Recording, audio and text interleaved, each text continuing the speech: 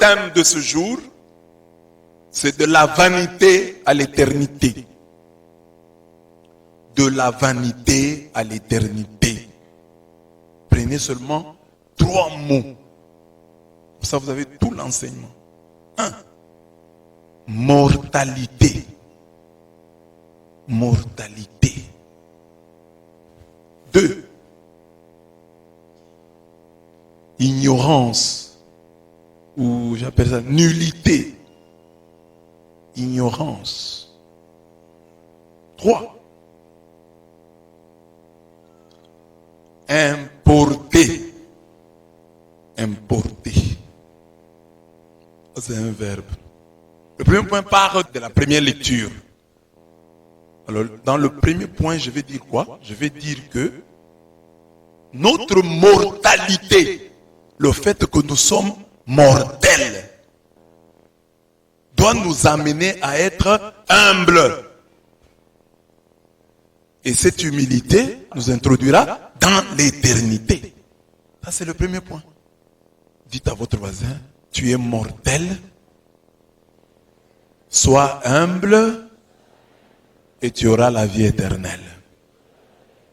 Ça, c'est le premier point. Le deuxième point part de l'évangile. Dans l'évangile, on nous dit qu'il y a un monsieur qui faisait des plans, je vais faire ceci, je fais ça sans associer Dieu. Et ce même jour-là, on lui a demandé son âme.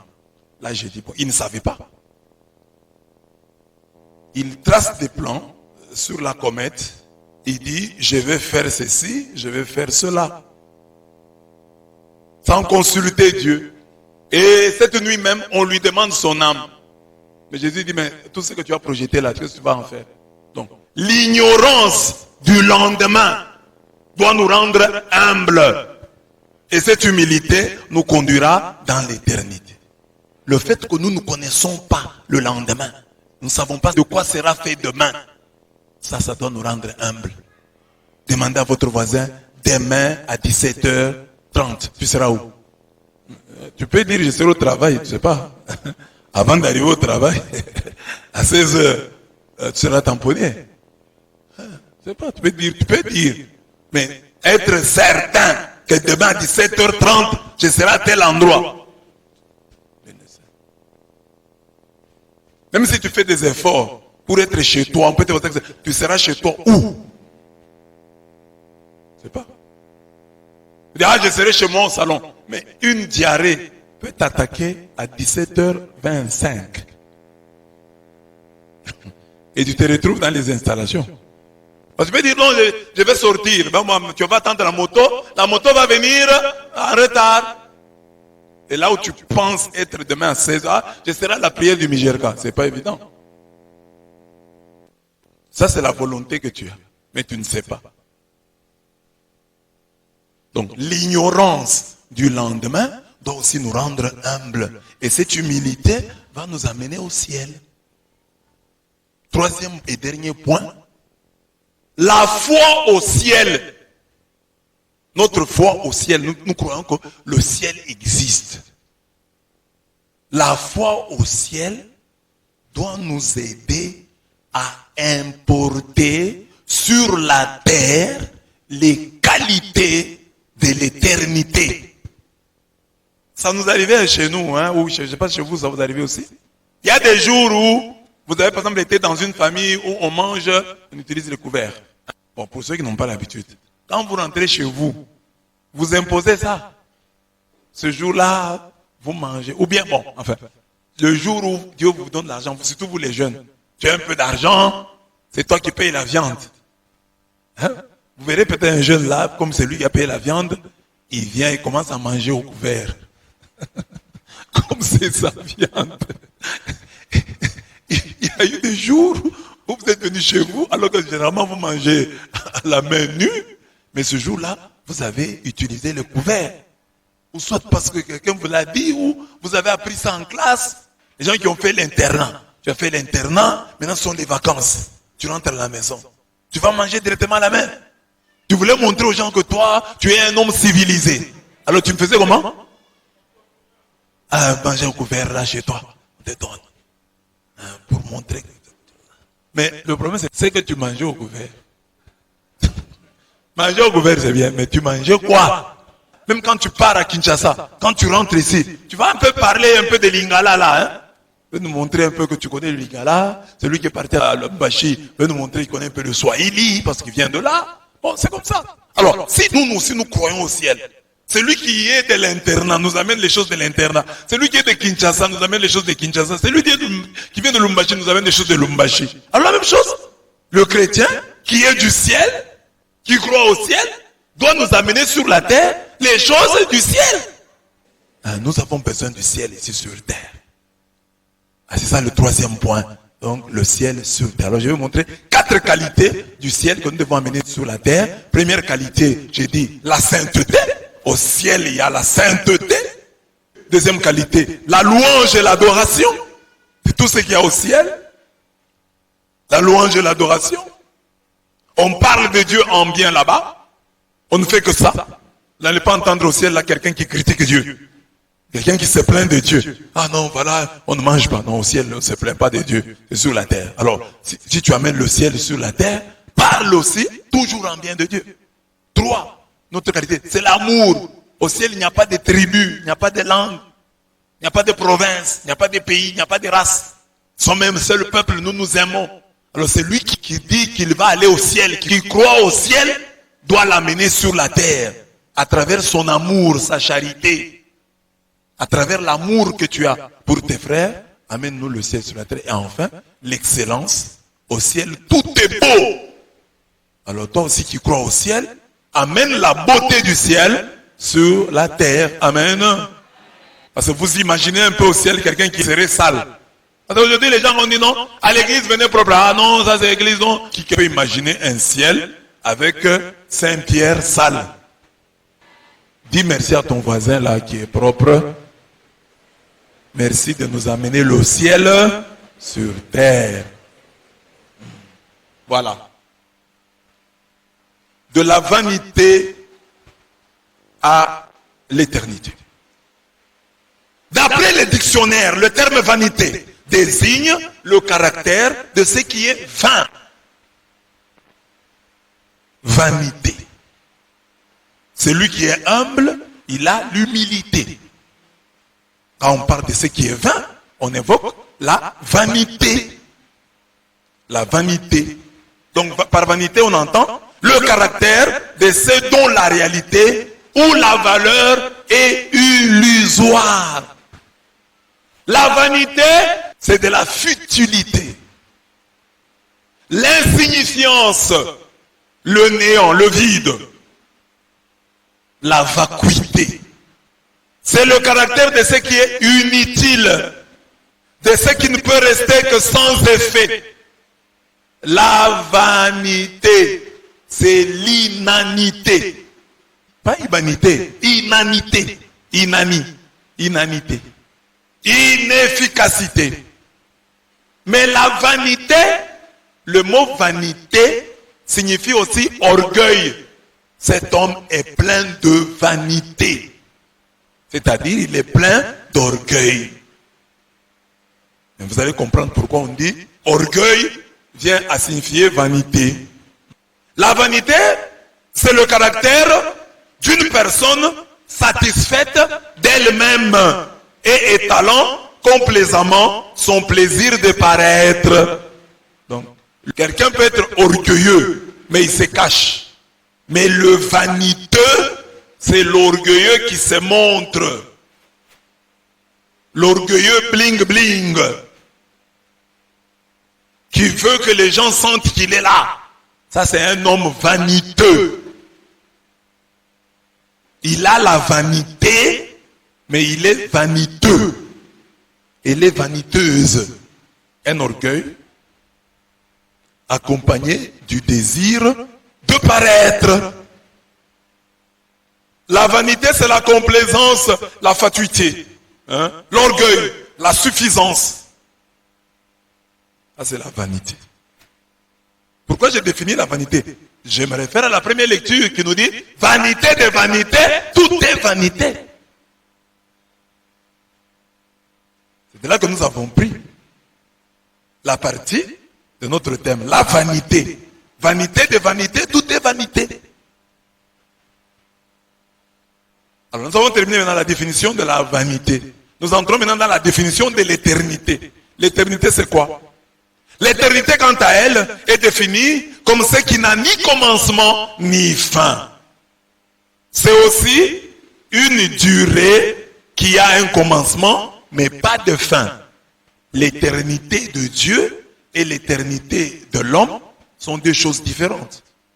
L'éternité divine n'a ni commencement ni fin. Dieu est éternel. Mais ce Dieu éternel va nous donner à nous la vie est éternelle. Mais vous et moi, nous avons commencé un jour. Nous avons été créés par Dieu. Même si nous pouvons dire, nous étions toujours dans sa pensée, dans son amour, dans son cœur. Mais nous avons été créés un jour. Alors, nous, quand nous parlons de l'éternité, c'est une durée qui a un commencement, mais qui n'aura pas de fin.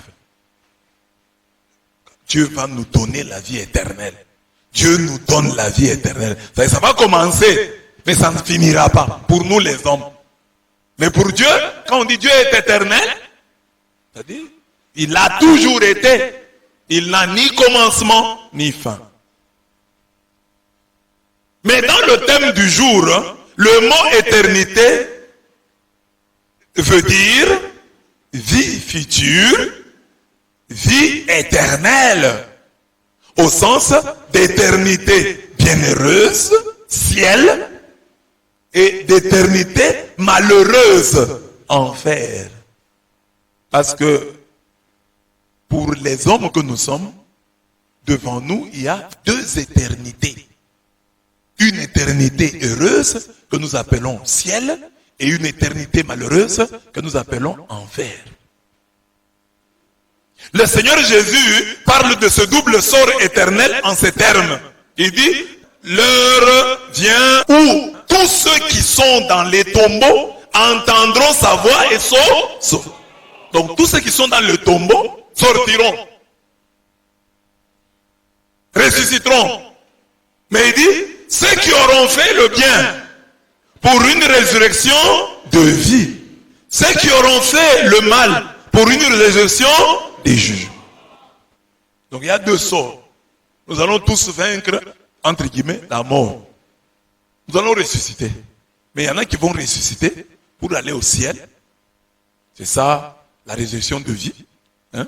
Et les autres vont ressusciter pour aller en enfer. C'est la résurrection de mort, de jugement. C'est ça qu'on appelle la seconde mort. Ils vont mourir pour la deuxième fois. Jean 5, 28 à 29. Dans ce sens de l'éternité comprise comme vie éternelle, vie future, vie du monde à venir. Dans ce sens, passer de la vanité à l'éternité veut simplement dire qu'une conscience aiguë de la vanité, une conscience aiguë de l'absurdité de toute chose, conduit l'homme à se poser des questions essentielles sur son éternité, sa vie future. Je veux dire que quand l'homme comprend que cette vie est absurde, quand l'homme comprend que cette vie est vaine et futile, c'est déjà une propédétique, une préparation à l'éternité. Quand l'homme se pose des questions, je peux étudier, j'arrive en dernière année de licence, et puis après j'ai même le diplôme, mais je peux mourir le jour de la collation, un jour après. Bon, alors, à quoi aura servi toutes mes études là? Absurde. Ça ne se comprend pas. Alors, ces questions-là, les questions sur la vanité, nous amènent à réfléchir sur l'éternité. Donc, ma vie va se terminer seulement comme ça. J'ai étudié. J'ai terminé les études. Et je meurs. Et ça s'arrête comme ça. Je me suis imposé tant et tant de sacrifices pour mourir enfin. Comme ça. Non, non. Si tu fais ça, après, il y a une autre vie. Dieu va te récompenser. Dieu va t'accueillir au ciel. Il y a une vie après celle-ci. Il y a des gens qui, dans la vie comme ça, ils vont tuer les gens. Ils font souffrir leurs frères. Et ils meurent. Comme le sentiment que nous avons chaque fois que nous voyons les mauvais films. Le mauvais acteur là, il fait souffrir les gens pendant autant d'épisodes. Mais lui ne meurt qu'au cours d'un seul épisode. Il devait aussi même mourir pendant 30 épisodes. Mais il meurt seulement au cours d'un seul épisode et le film s'arrête. Le reste là, parfois on vous le montre seulement en musique, il n'y a plus de paroles. On montre un couple qui se marie à l'église, on chante, il n'y a plus de paroles. On vous dit, on vous résume, non, ils sont restés maintenant bien vivre depuis que cet homme-là est mort. C'est fini. Et cet homme-là est mort d'une balle. Il ne meurt même pas de 1000 balles. Il meurt d'une balle dans la tête. Et c'est fini. Après avoir fait souffrir des gens pendant 156 épisodes. Lui meurt au 157e et le film s'arrête au 158e. C'est sérieux. On aurait voulu qu'il souffre quand même pendant 30 épisodes. Amen. Donc, maintenant nous nous posons la question, ces gens-là, ils meurent seulement d'une balle. Voilà la question de l'éternité malheureuse. Ces gens-là vont souffrir durant toute l'éternité. Ils vont souffrir éternellement sans l'enfer. Ceux qui ont fait le bien, ils seront heureux éternellement. Ceux qui ont fait souffrir les autres, eux souffriront éternellement. Parce qu'on se pose la question, cet homme, il nous a fait du bien, il meurt à cet âge. Non, Dieu va les récompenser. Cet homme qui nous a fait du mal, il meurt seulement maintenant. Non. Il va souffrir toute l'éternité. Ça nous console. Mais ce ne sont pas que des paroles consolatrices. Ce sont des paroles révélées. Si tu fais le bien, attends-toi à l'éternité bienheureuse. Si tu fais le mal, attends-toi à l'éternité malheureuse. L'enfer existe. Le ciel existe. Chaque jour, chaque décision que tu prends, soit tu te diriges vers l'enfer, soit tu te diriges vers le ciel. Ce n'est pas Dieu qui t'y amène, c'est toi-même. Dans chaque petit oui, dans chaque petit non, il y a soit un pas vers le ciel ou un pas vers l'enfer, un pas vers l'éternité bienheureuse, un pas vers l'éternité malheureuse. L'absurde est le plus sûr levier de la transcendance. Nous partons de l'évanescence à la transcendance. L'évanescence de ce monde, le fait que le monde passe, le monde disparaît, nous fait chercher ce qui ne disparaît pas. C'est le sentiment de l'absurde, beaucoup plus que celui du sublime, qui conduit à une sorte de vertige qui nous ouvre à l'infini et à l'éternité. L'homme peut aussi, à partir du sublime, s'élever jusqu'à l'éternité. C'est dire, voilà, ici sur la terre, je suis content. Donc, c'est possible qu'il y ait un état, pour ne pas dire un endroit, où je serai plus content.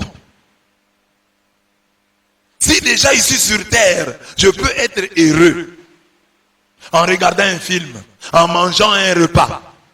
Donc au ciel, il y a une plus grande joie. Donc la joie de la terre, le sublime sur la terre, est aussi susceptible de nous amener à penser à l'éternité. Mais très souvent, tel n'est pas le cas. Le sublime terrestre nous enivre d'orgueil. Quand tu vis bien, tu veux rester sur la terre. Tu ne veux pas que le ciel arrive. Est-ce que quelqu'un peut dire, il est content, dire, Seigneur, je suis très content, prends-moi. Que j'aille au ciel vivre vraiment ça en live. Non. Quand quelqu'un vit la joie sur terre, il veut y rester. Mais quand quelqu'un vit la souffrance, qu'est-ce qu'il dit? Seigneur, prends-moi, que je meure. Oui, l'absurde, plus que le sublime, nous amène à penser à l'éternité. L'absurde, c'est ce qu'on ne comprend pas. Hein? Ce qui nous paraît vain. Ah, on étudie, et puis après on meurt. C'est absurde. Ça sert à quoi? On travaille, on construit des maisons, et puis on les laisse. On se bat pour avoir des enfants, et puis à la fin, on les laisse. On s'en va. C'est absurde. Ça ne se comprend pas. C'est un non-sens. Le passager conduit à l'éternel. L'euphémie appelle l'infini. Que servira-t-il donc à l'homme de gagner le monde entier s'il ruine sa propre vie? Ou que pourra donner l'homme en échange de sa propre vie? Matthieu 16, 26. Le message central de cet enseignement est le suivant: que la conscience de notre mortalité nous donne l'humilité qui nous ouvrira les portes de l'éternité. Que la conscience de notre vanité, de notre vacuité, de notre futilité, le fait de prendre conscience que je ne suis rien, je ne suis qu'un souffle, je passe, cette conscience-là, qu'elle t'aide à être humble, à ne pas être orgueilleux. Et par cette humilité,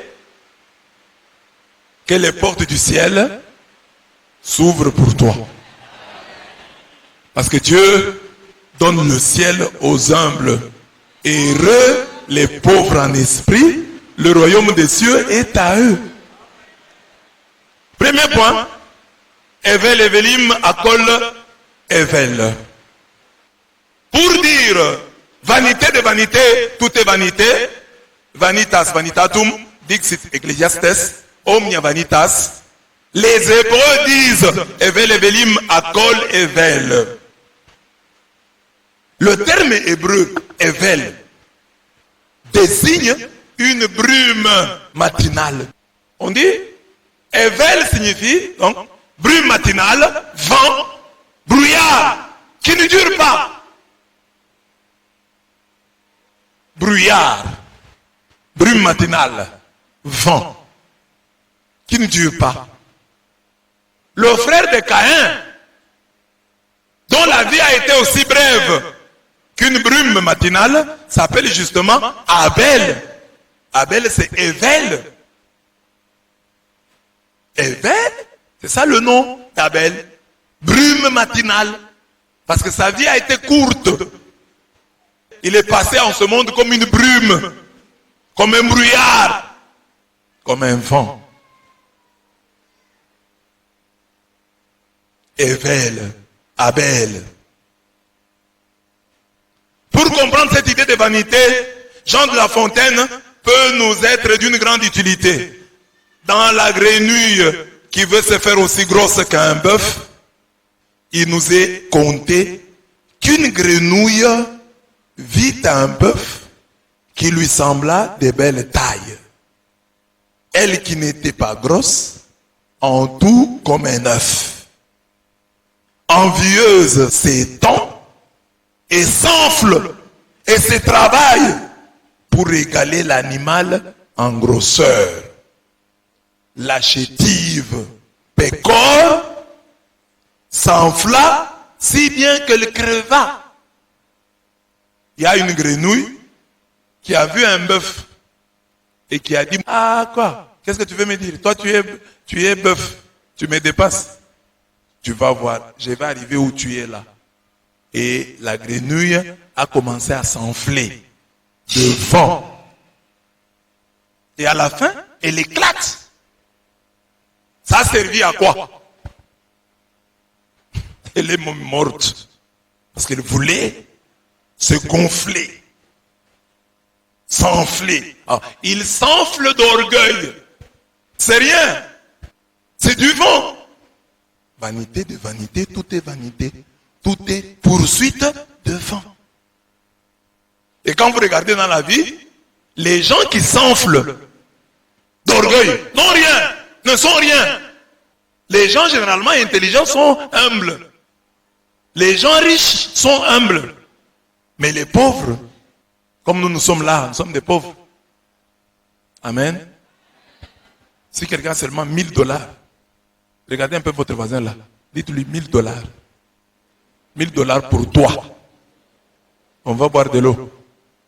Vous voyez, nous, on a l'argent. Hein? Mais les gens qui ont des milliards, ils cherchent encore. Mobutu avait beaucoup d'argent. Mais chaque fois qu'on posait la question à Mobutu sur son argent, Mobutu s'est fâché. Monsieur le Président, il semblait que vous avez beaucoup d'argent. Mobutu s'est fâché. Pourquoi vous posez ces questions? Mais ici, les gens qui n'ont pas d'argent, dès que vous leur posez la question sur leur argent, ils commencent à sourire. Alors qu'ils n'ont rien. Regardez votre voisin, dites, Monsieur Mobutu, qu'en est-il de votre argent? Voilà, il sourit, comme s'il en avait. Or, Mobutu s'est fâché. Voilà ce qu'est la vanité. Être plein de vent. De vent. Être plein de vent. C'est remplir de vent. C'est remplir de ce qui est vain. Parce que par exemple, quelqu'un qui s'est vanté pour l'argent. Qu'est-ce qui te garantit que tu auras toujours l'argent toute ta vie? Tu te vantes pour tes parents. Qu'est-ce qui te dit que ton père, ta mère seront toujours là? Donc, nous nous vantons pour du vent. Nous vendons du vent. Parce que ce qui est et qui fait notre fierté ne sera pas toujours. Même la beauté là, c'est du vent. Il suffit qu'un muscle se fatigue ici, boum, ça tombe. Mais oui, dès qu'un muscle ici lâche, c'est fini.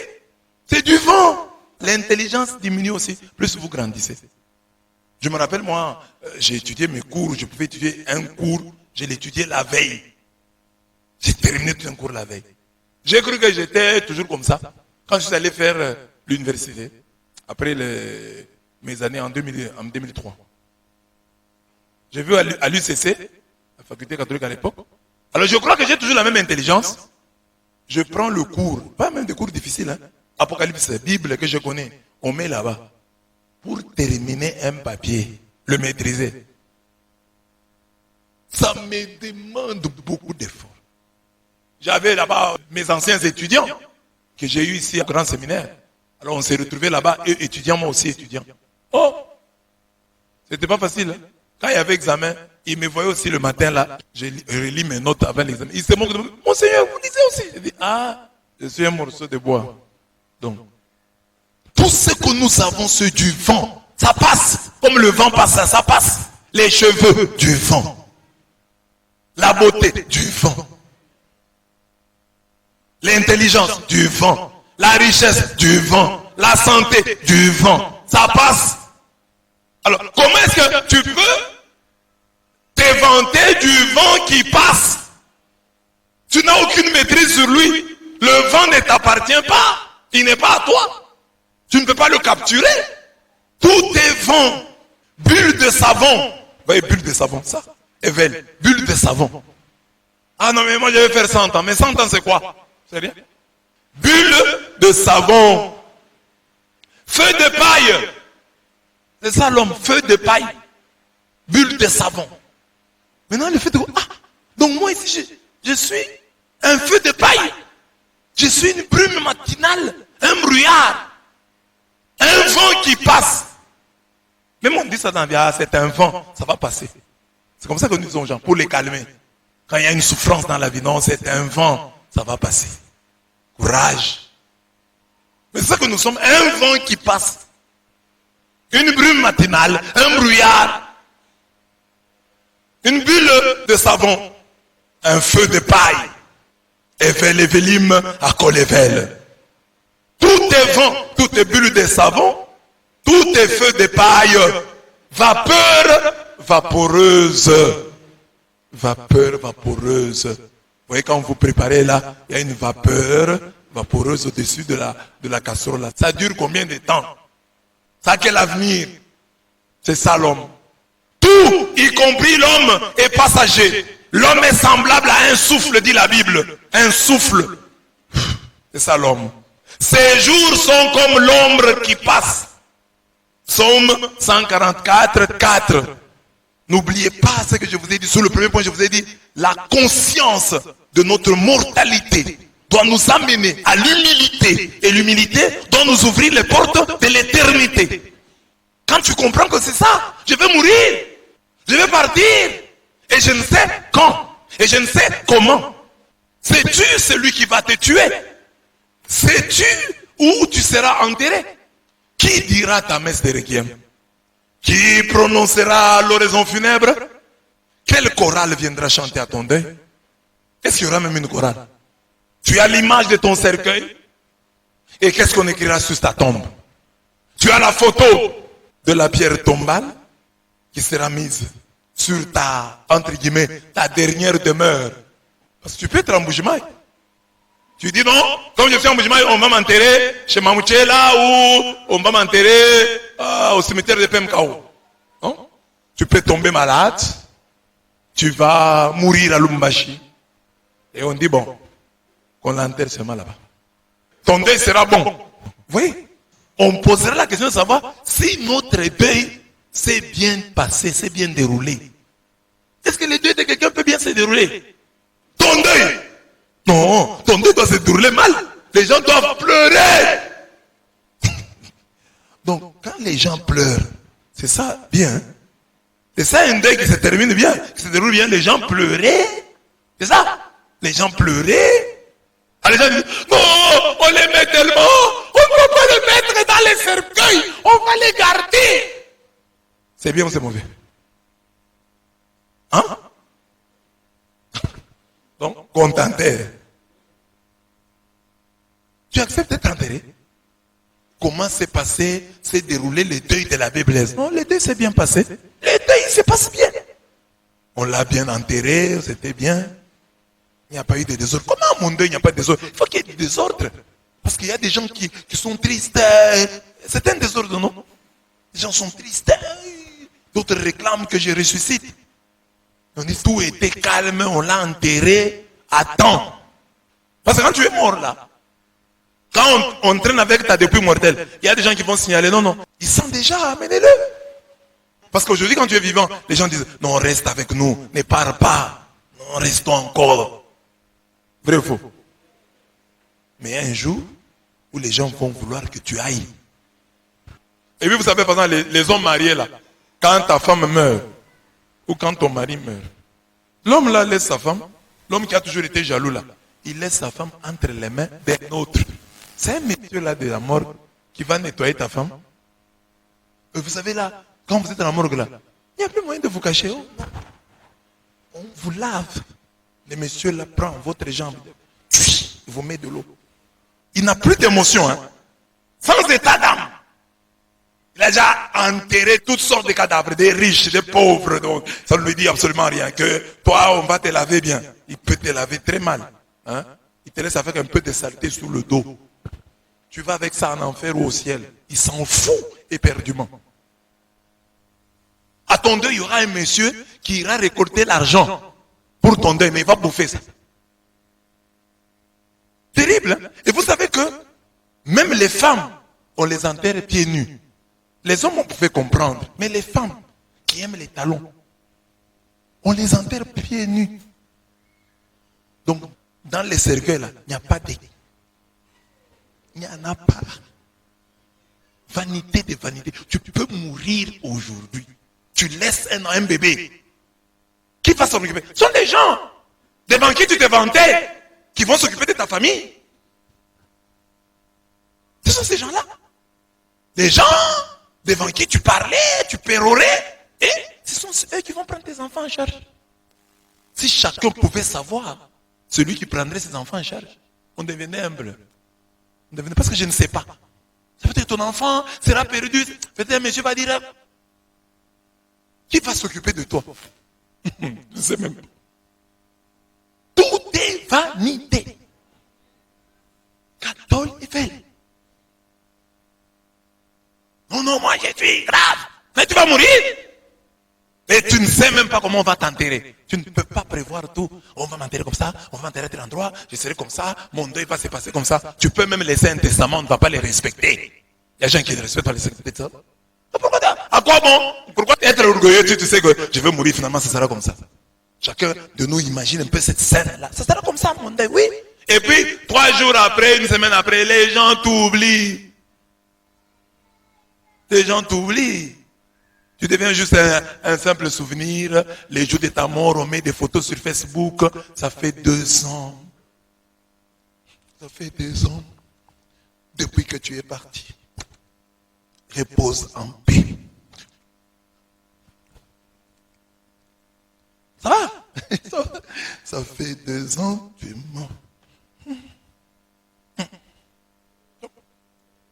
Ça va? Est-ce qu'avec ça, on doit encore être orgueilleux? J'ai beaucoup d'enseignements sur l'humilité, hein, mais ça je vous dis sur la mort. Moi je prêche même déjà sur la vie. Je montre déjà, même en vie déjà, tu as des lieux d'humilité, d'humiliation, déjà dans la vie.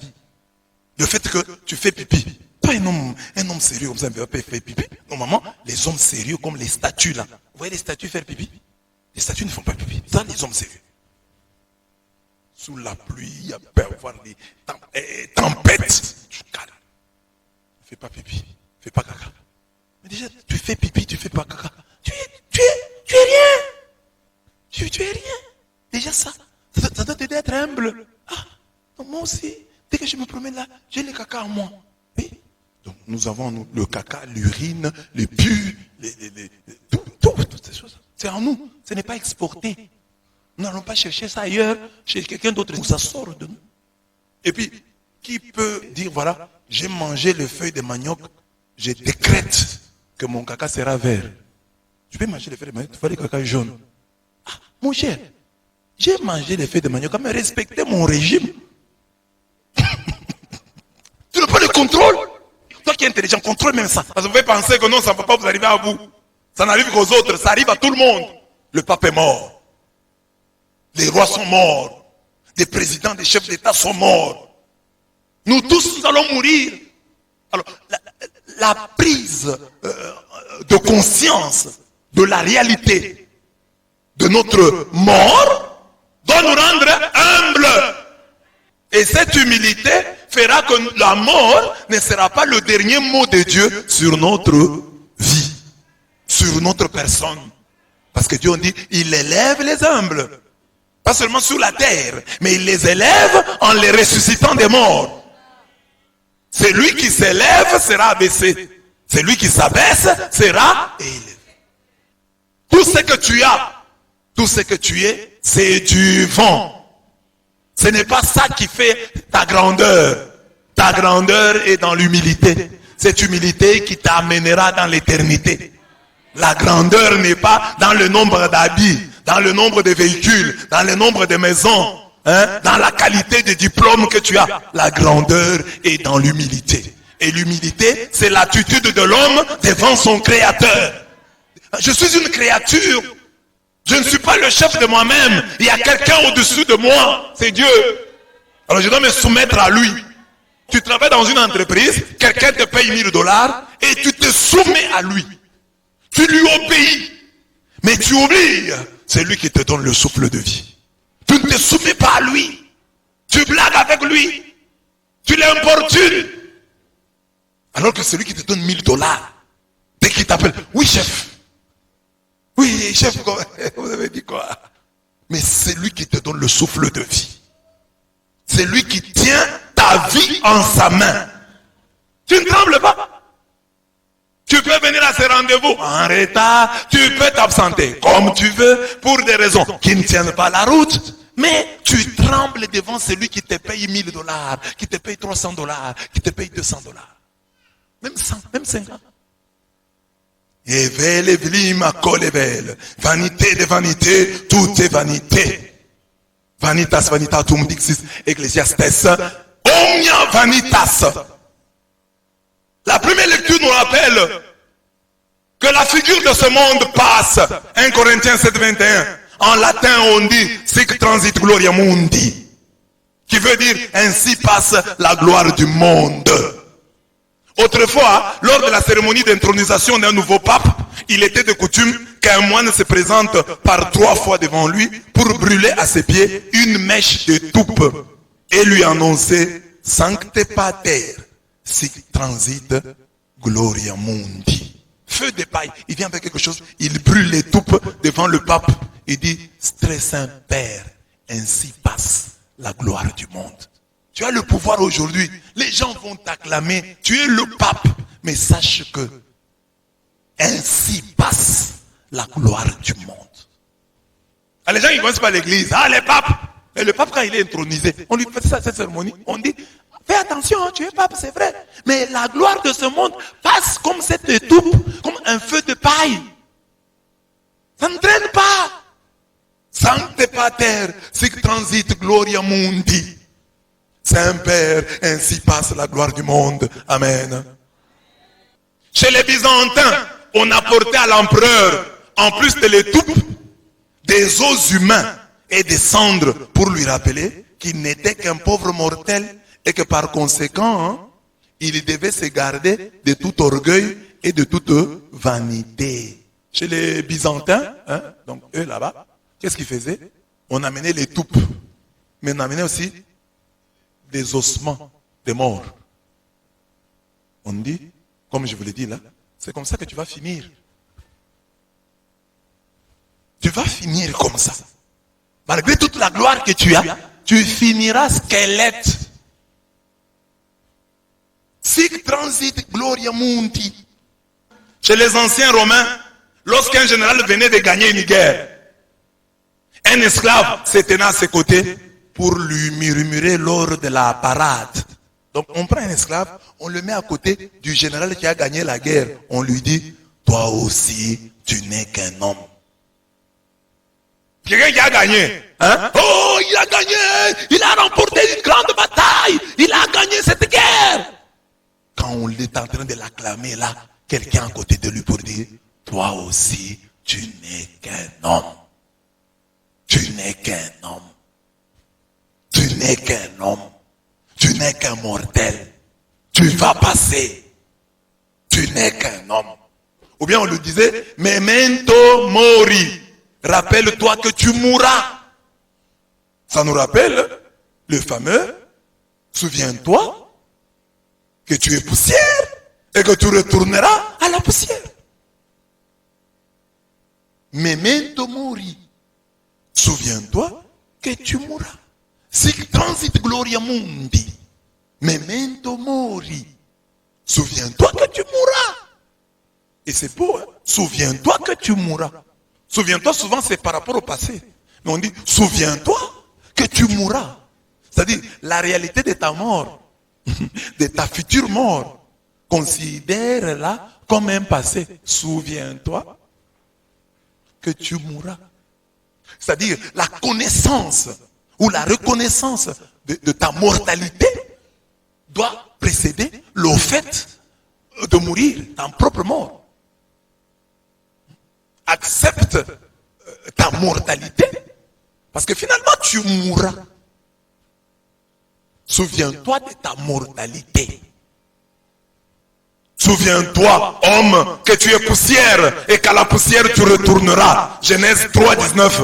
Ce rappel n'a qu'un objectif, que chacun de nous, méditant sur notre évanescence, méditant sur notre mortalité, lutte pour passer de la vanité à l'éternité. Je suis passager, je suis évanescent. Que cela m'aide à quitter ma vanité, mon orgueil, ma vacuité, le vide que je suis, le vent dont je suis plein, à quitter tout cela pour tourner mes regards vers l'éternité. Le jour de ma mort, dit Ecclésiaste 7.2, le jour de la mort est préférable à celui de la naissance. Mieux vaut se rendre dans une maison de deuil que dans celle où l'on festoie. Car celle-là nous rappelle quelle est la fin de tout homme. Et il est bon d'y réfléchir pendant qu'on est en vie. Mieux vaut la fin d'une chose que son commencement.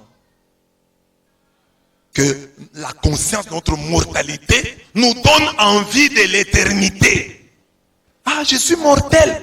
Est-ce qu'il y a une vie qui peut me garantir l'éternité? Oui, oui, elle est là. Elle est offerte par Jésus-Christ. Crois en lui. Et qu'est-ce que Jésus te demande? D'être humble. De ne pas prendre la place de Dieu. De considérer qu'il y a un chef au-dessus de toi. Et de te soumettre à lui. Toi aussi, tu n'es qu'un homme. Tu peux être belle, tu peux être beau, tu n'es qu'un homme. Tu peux être intelligent, tu n'es qu'un homme. Tu peux avoir autant de véhicules, autant de maisons, tu n'es qu'un homme. Memento mori. Memento mori. Sic transit gloria mundi. La gloire va passer comme un feu de paille, comme un brouillard, comme une brume matinale. Evel et Vélim à Colével. Vanité de vanité, tout est vanité. Tu ne sais pas celui qui restera porter tes habits. Tu ne sais pas celui qui restera épouser ta femme. Tu ne sais pas celui que ton mari restera épouser. Tu ne sais pas celui qui va s'occuper de l'éducation de tes enfants. Tu ne sais pas dans quelles conditions après ta mort vivront tes enfants. Tu ne sais pas ce que dira ta femme à ton successeur de mari. Tu ne sais pas.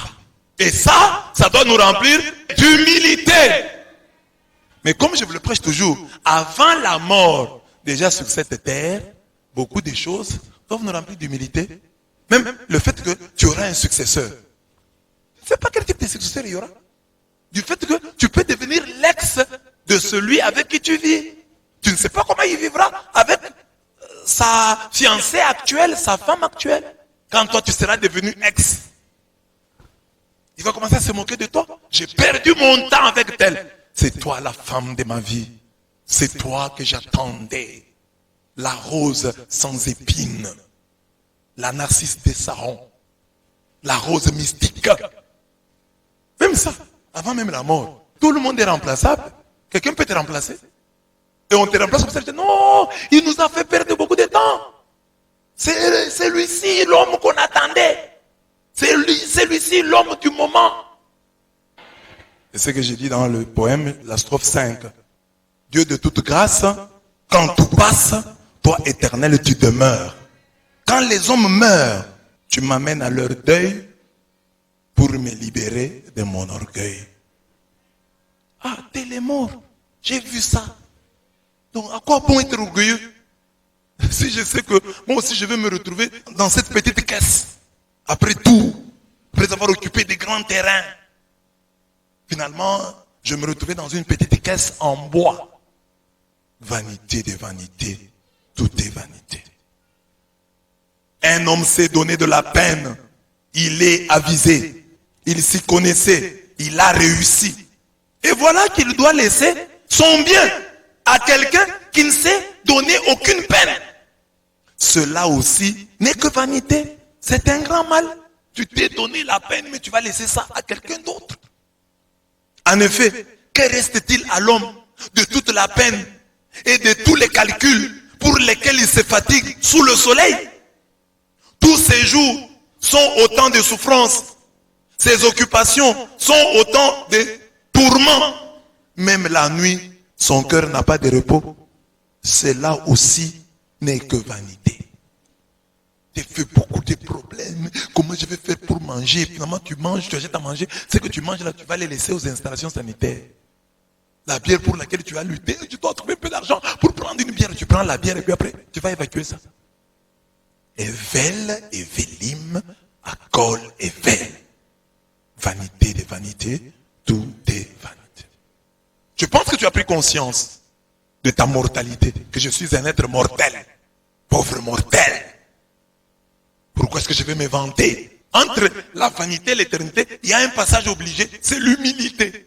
Quand tu prends conscience de ta propre vanité, tu deviens humble, et si tu deviens humble, la porte de l'éternité t'est ouverte.